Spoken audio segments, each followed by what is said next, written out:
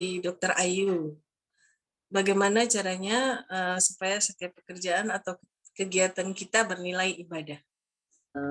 Amal yang ahsan, ya, perbuatan yang baik. Yang terhitung sebagai amal solih itu adalah harus memenuhi dua hal. Satu, amalnya itu benar. Amalnya itu benar itu artinya sesuai dengan tuntunan syariah, bukan kemaksiatan, bukan sebuah kesalahan. Jadi tidak ada ceritanya akan jadi amal solih kalau itu dalam rangka maksiat. Zina, supaya ini kan dalam rangka untuk memenuhi nafkah orang tua. Dia zina. Zina itu jelas-jelas haram, gitu ya. Mencuri misalkan. Diniatkan untuk menyekolahkan anaknya atau memberi makanan, tetap haram. Gitu. Jadi kalau ahsanu amala atau amal solih pasti dia harus benar dulu. Setelah benar tadi sesuai tuntunan syara, maka kan kita harus mengilmui bagaimana tuntunan syara itu, ini hukumnya apa, itu kan membuat kita jadi ngerti. Yang kedua, kita melaksanakan amal yang benar itu semata-mata karena Allah, ikhlas, bukan karena yang lain, supaya itu ternyata sebagai kebaikan di sisi Allah. Kalau enggak, amal tadi tetap menjadi amal, mungkin akan terasa manfaatnya oleh orang lain, tetapi ternyata kita tidak memanennya di akhirat kelak sebagai sebuah amal solih yang ternyata di sisi Allah.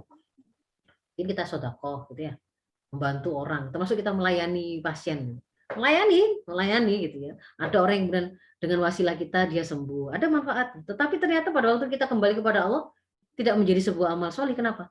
Pada saat itu tidak hadir kesadaran hubungan kita dengan Allah, bahwa saya itu adalah hamba Allah, semua episode hidup saya ini adalah untuk beribadah kepada Allah, sehingga setiap amal-amal saya harus sesuai tuntunan Allah dan saya niatkan semata-mata untuk meraih ridha Allah.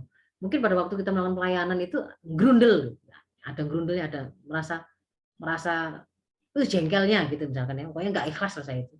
Soalnya saya nggak kepingin membantu orang ini kan, gitu. Atau kita melakukan pelayanan terbaik atau tidak terbaik itu ukurannya dari sisi raihan koinnya, raihan materinya. Jadi yaitu tuntutan karena saya sudah dibayar saya melakukan itu, berarti kan bukan karena Allah. Supaya saya itu dibayar dengan baik, supaya pasien saya itu banyak, saya melakukan itu. Nah, berarti ini bukan karena Allah. Jadi kita kemudian ketika menemui Allah gitu ya, lalu ditampilkan amal-amal kita, ternyata tidak semua amal kita menjadi amal yang solih. Mungkin karena tidak benar ya, mungkin karena tidak ikhlasnya, atau mungkin tidak kedua-duanya. Jadi itu untuk syaratnya. Semua amal kita bisa bernilai ibadah asalkan benar, sesuai tuntunan syarat, dan ikhlas melaksanakannya karena Allah. Begitu Bu Fadila. Pertanyaan berikutnya dari Dokter Rahayu. Izin bertanya dok, apakah sudah cukup belajar Islam melalui artikel atau buku-buku atau YouTube, mengingat lebih fleksibel karena bisa dilakukan kapan saja atau di mana saja saat kita punya waktu luang?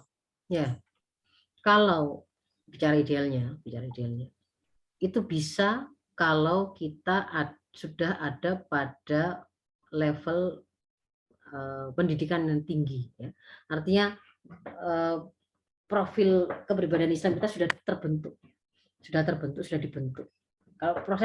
Kalau proses untuk menuju kepada pembentukan profil kepribadian Islam sampai melahirkan karakter-karakter khas, karakter Islam, itu prosesnya itu membutuhkan kehadiran guru, ada pertemuan, ada pendampingan.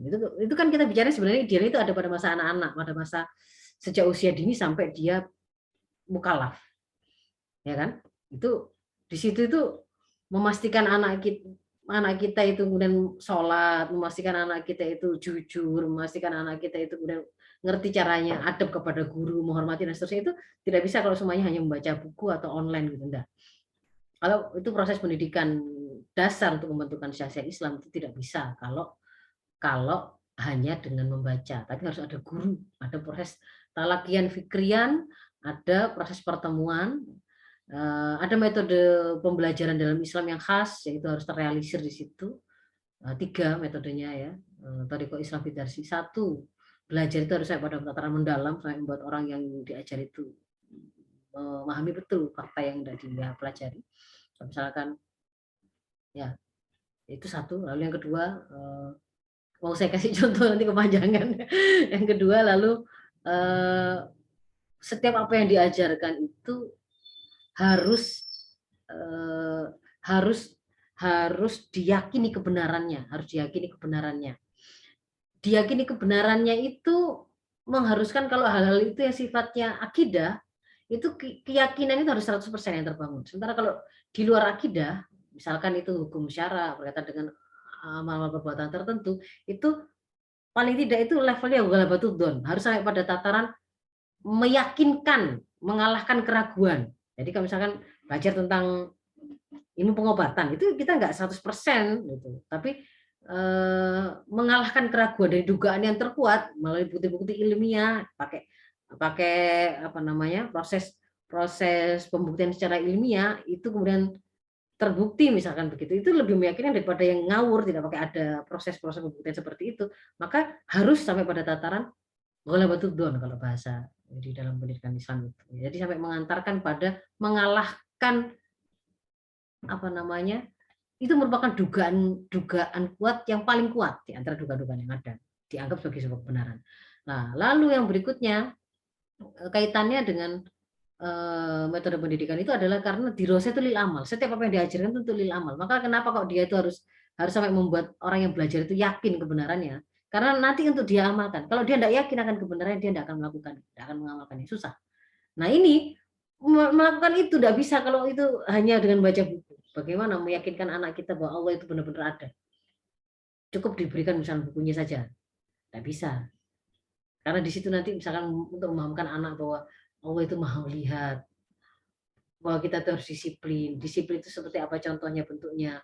Itu tidak bisa hanya semata-mata pakai teknologi. Misalkan kalau kamu sholat nanti akan terlihat begini, ada jadwal yang akan bunyi jamnya itu. Oh ini waktunya sholat duha.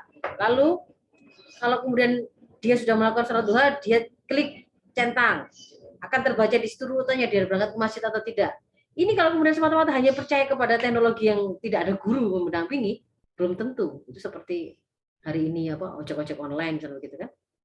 Meskipun terbaca rutenya, itu bisa jadi loh ternyata ada yang menyiasatinya dengan menitipkan HP-nya ke siapa yang mau ke kota mana gitu, supaya dia bisa dapat catatan trip dia habis mengantarkan customer keluar kota, padahal dia tidak melakukan itu. Nah ini menanamkan karakter itu nggak bisa kalau nggak dengan guru. Tapi kalau kemudian sudah terbentuk, nah ini sudah ngerti, kerangka berpikirnya sudah tertata, tinggal apa namanya, melengkapi apa-apa yang menjadi tambahan-tambahannya. Kita sudah paham bahwa kita itu butuh ngerti bahasa Arab, lalu belajar bahasa Arabnya itu lewat kursus online atau mana, silakan. Gitu. Kita sudah paham bahwa kita itu Muslim harus terikat pada seluruh hukum syara, di antaranya ada hukum-hukum yang berkaitan dengan kewajiban-kewajiban personal, ada sholat 5 waktu yang wajib. Nah, bagaimana cara sholat itu yang benar? Misalnya begitu ya, kita sudah ngerti. Yang dimaksud dengan memahami secara sholat yang benar itu pasti dia harus digali dari dalil, yang menggali dalil itu adalah seorang mujtahid. Kemudian bisa jadi hasil mujtahid itu tadi kemudian disampaikan oleh seorang ulama. Nah, saya belajar dari ulama, sudah tahu posisinya tadi. Lalu kita nyari ulama-ulama mana, nggak apa-apa. Nah, seperti itu. Ya, tapi kalau situasinya tadi untuk membentuk profil kebenaran Islam dan mencetak karakternya tidak, gitu. Jadi memang nggak boleh mengkaji Islam, memahami Islam sebagai jalan hidup itu hanya dilakukan kalau kita punya waktu luang, nggak boleh. Harus meluangkan waktu, bukan nunggu waktu luang. Kalau nunggu waktu luang, hidup kita itu diberi oleh Allah. Yang memberi waktu kita sampai kita itu punya waktu, punya kesempatan itu Allah yang ngasih gitu. Kalau Allah yang ngasih waktu kita malah kita kemudian jadikan itu prioritas yang terakhir. Kalau sudah ada sisa-sisa waktu setelah terpakai aktivitas apapun yang lain, baru nanti saya pakai itu untuk mengupgrade kualitas saya sebagai hamba Allah. Ya nggak bisa kok kayak gitu, nggak layak. Jadi harus memang meluangkan waktu. Keluarga-keluarga Muslim manapun itu karena saking pahamnya dia pentingnya menjalani hidup sesuai dengan tuntunan Islam, itu wajib mengalokasikan waktu di tengah-tengah keluarga mereka itu untuk ngaji semuanya, gitu. Mau belajar bareng sama anaknya, mau belajar bersama suaminya atau sendiri-sendiri, tapi yang jelas mereka harus meluangkan waktu untuk ngaji. Begitu Bu Fadila? Saya ingin bertanya Dok terkait dengan amal ma'ruf nahi munkar ya. Nah, kita kan di lingkungan, kebetulan saya di laboratorium, apakah kewajiban saya setiap masuk waktu sholat, saya harus mengingatkan teman-teman analis saya, apakah ini sudah masuk waktu sholat, harus saya ingatkan kembali, atau karena biasanya kalau kita mengingatkan terus, biasanya ada yang berpikiran ini urusan saya. Itu terserah saya, begitu dok. Nah, kira-kira saya berkewajiban seperti itu atau saya cukup sekali mengingatkan dan setelah itu biarkan mereka yang menjalankan, apakah mereka salat atau tidak. Begitu pula dengan kalau umpama ada teman sejawat yang tidak menutup aurat, apakah memang harus kita ingatkan terus atau seperti apa dok? Mungkin ada tipsnya biar tidak terjadi ketersinggungan antara sesama. Terima kasih dok. Ya. Jadi kalau yang beberapa contoh tadi itu adalah bentuk amar ma'ruf, memerintahkan kebaikan. Ini lebih tidak beresiko daripada nahi mungkar. Kalau amar ma'ruf itu pokoknya hanya memerintahkan kebaikan-kebaikan. Orang sih nggak akan menolak kalau dia diberitahu kebaikan kan jarang yang menolak ya. Jadi amar ma'ruf. Tergantung kema'rufannya seperti apa. Kalau misalkan yang diperintahkan tadi sholat itu memang batas waktu pelaksanaannya adalah ya ada jadwalnya, tidak harus fi awali waktiha atau di awal waktu itu adalah keutamaan. Jadi hukumnya bukan wajib di awal waktu, tetapi itu menjadi keutamaan, kesunahan. Ini kan jadi ngerti nih, oh mana wajib mana. Kalau harus dilaksanakan itu wajibnya itu harus dilaksanakan pada waktunya. Misalnya kalau zuhur ya berarti dari jam berapa kalau di sana? Jam berapa zuhurnya? 11? Jam 1 ya. Oh gitu ya. Oh 1 ya. Oh jam 2 mungkin ya. Mungkin malah jam 2 gitu ya.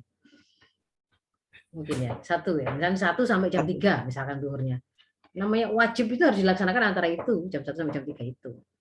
Nanti kalau misalkan mau mengamar ma'rufnya, mengingatkan yang mau sholat silakan, ya silakan, itu amar ma'ruf karena hanya memerintahkan kebaikan. Setelah itu mau diterima enggak silakan, terserah. Kalau nahi mungkar dan izalatul mungkar itu lain lagi. Kalau menghilangkan kemungkaran itu ada perintah yang berbeda. Itu ekivalen dengan kekuatan yang kita punya, kemampuan yang kita punya. Man ra'a minkum munkaran falyughayyirhu biyadihi. Barang siapa yang di antara kalian melihat satu kemungkaran, maka hendaklah dia merubahnya dengan tangannya dan kekuasaan yang dia punya. Fa illam yastati, kalau dia tidak mampu, fa bilisani, maka dengan lisannya hendaknya dia merubahnya tadi. Fa illam yastati fa biqalbi. Kalau enggak mampu juga dengan lisannya, mungkin dia tidak terlalu punya ilmunya, atau dia lisan ini juga kalau ngomong malah tambah keliru-keliru gitu misalkan, atau mungkin dia memang gugup misalnya begitu, tidak bisa ngomong lah dia, nulis juga nggak bisa. Fabi lisani, fabi kolbi, maka dia mengingkari kemungkaran itu dengan hatinya. Wadzalika adaful iman, dan itu adalah selemah-lemah iman. Jadi kalau menghilangkan kemungkaran itu sampai pada level batas kemampuan yang kita punya. Jadi kalau level negara misalkan ya, ada kemungkaran miras, ada kemungkaran prostitusi, pelacuran atau perzinahan, itu tidak bisa semata-mata cuman membatasi dengan menyeru saja, jangan zina ya, jangan minum khamr, tidak boleh. Kalau level negara, karena dia punya kemampuan dan kewenangan untuk membuat hukum, menjatuhkan sanksi bagi pelaksananya, dia yang bisa mengatur ini diharamkan ataukah tidak gitu ya, dilaksanakan, mau dihalalkan dilokalisir di sini ataukah tidak, mau miras itu dihalalkan kalau kadarnya sekian atau tidak, itu kan bisa dia. Maka untuk melaksanakan izalatul mungkar atau menghilangkan kemungkaran yang harus sampai pada level menggunakan semua kekuatan yang dia punya. Nah itu, jadi kalau misalkan sekarang gimana kalau saya mau mengingatkan teman saya akan kebaikan, nah, mengingatkan itu hanya aktivitas lisan, silakan. Mengingatkan itu juga bisa, artinya di situ itu tidak ada unsur pemaksaan kalau mengingatkan itu. Dan ini beda dengan takdib ya, beda dengan proses pendidikan. Kalau dengan anak kita lain lagi nanti, ini bicaranya konteksnya lain lagi. Kalau dengan murid kita lain lagi.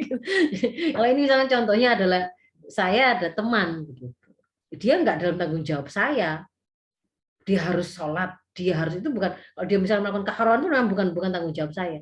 Tetapi tanggung jawab saya adalah kalau kebetulan kemaksiatan itu di depan mata saya, maka saya wajib mengingatkan. Siapa tahu dia nggak ngerti, karena saya tak ngerti maksiatan itu. Kok dia nggak sholat ya? Sudah lewat waktunya loh sampean, habis waktunya. Berarti kan sudah maksiat itu. Kok dia nggak melakukannya? Nah itu kemudian kita ingatkan. agar dia tidak melakukan keharaman itu, tidak meninggalkan sholat misalkan. Maka wajibnya adalah ketika kita tahu itu. Kalau misalkan memerintahkan yang sholat tadi, gitu.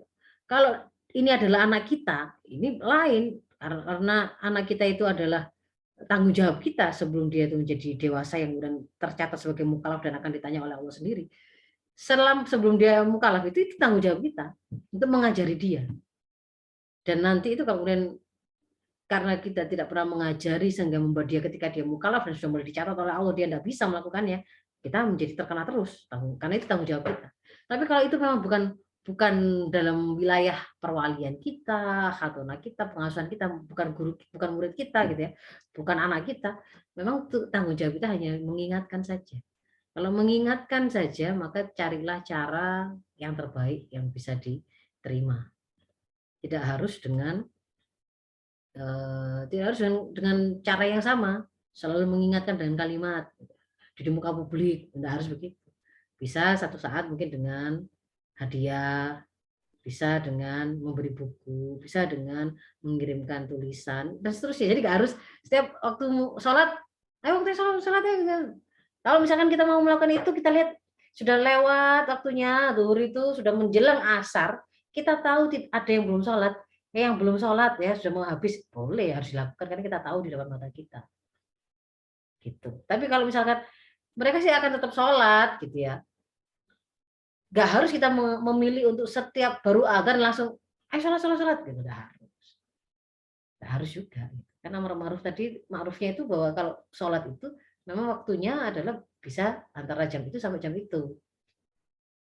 Kalau kita mau memilih untuk mengingatkan keutamaan, ya berarti itu kan keutamaan, bukan kewajiban. Bukan harus loh mereka itu di awal waktu, tetapi itu keutamaan.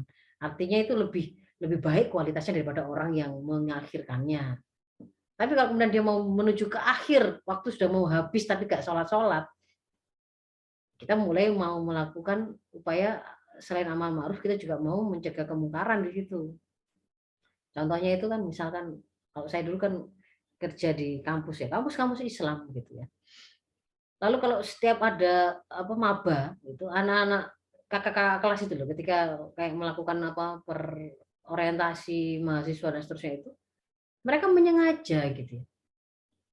Dari asar sampai menjelang maghrib sampai sudah terdengar itu loh, yang kayak ngaji sebelum adzan itu. Adik-adiknya itu udah dikasih kesempatan sholat, gitu, misalkan begitu.